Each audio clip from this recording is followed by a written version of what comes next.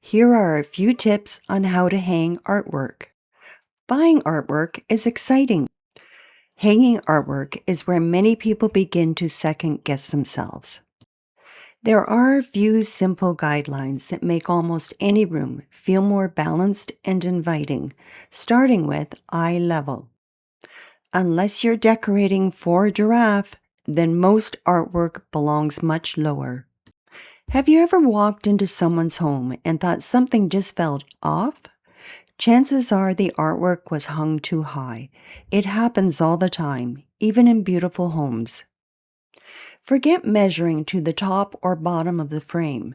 Measure to the center of the artwork.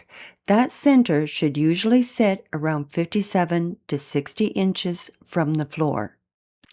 So, how high should you hang your artwork? Above a sofa or a bed? No need to measure yourself, and definitely don't measure the dog. Seriously, there's no need to overthink this. Artwork should feel connected to the furniture beneath it.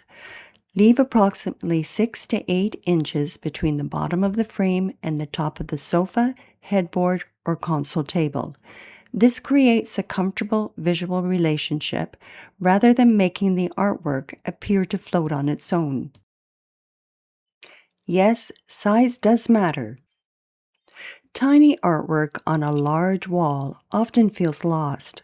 Poor little guy, he must feel awfully lonely. As a general guide, artwork should occupy about 2/3 to 3/4 of the width of the furniture beneath it. If one piece isn't large enough, consider pairing 2 or 3 coordinating pieces together. Gallery walls can feel intimidating, but they're actually easier than most people expect. You just might want to hold off on drilling the holes for now. The secret is to think of several pictures as one large composition rather than many individual frames. Step 1, lay everything out on the floor. Arrange your frames until you're happy with the design before making a single hole in the wall. Take a photo with your phone once you love the arrangement. Step 2 is finding the center. Measure the overall arrangement, not each individual picture. Imagine a large invisible rectangle around the entire gallery wall.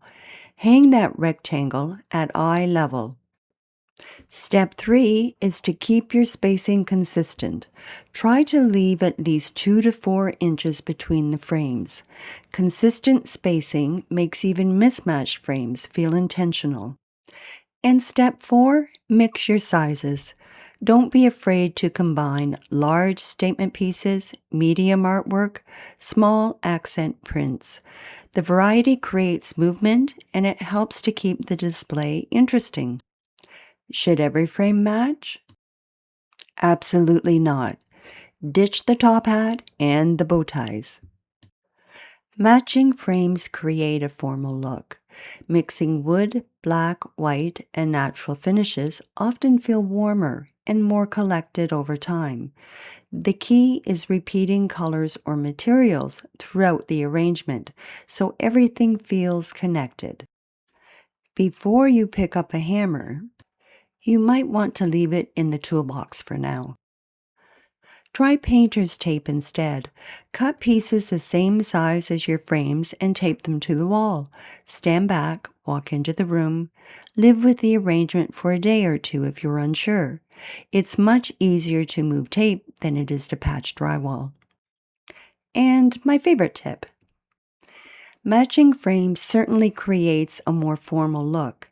If, of course, you're curating a museum exhibition. Don't worry about making everything perfectly symmetrical. Homes should feel lived in, not like a furniture showroom. Choose artwork that makes you pause, something that reminds you of a favorite place, a memory, a season, a feeling. When artwork means something to you, the exact placement becomes far less important. A home doesn't become beautiful because everything is perfect. It becomes beautiful because it reflects the people who live there. I hope these ideas give you the confidence to create walls that tell your own story. Thanks so much for spending a few minutes with me today, and I'll see you again soon.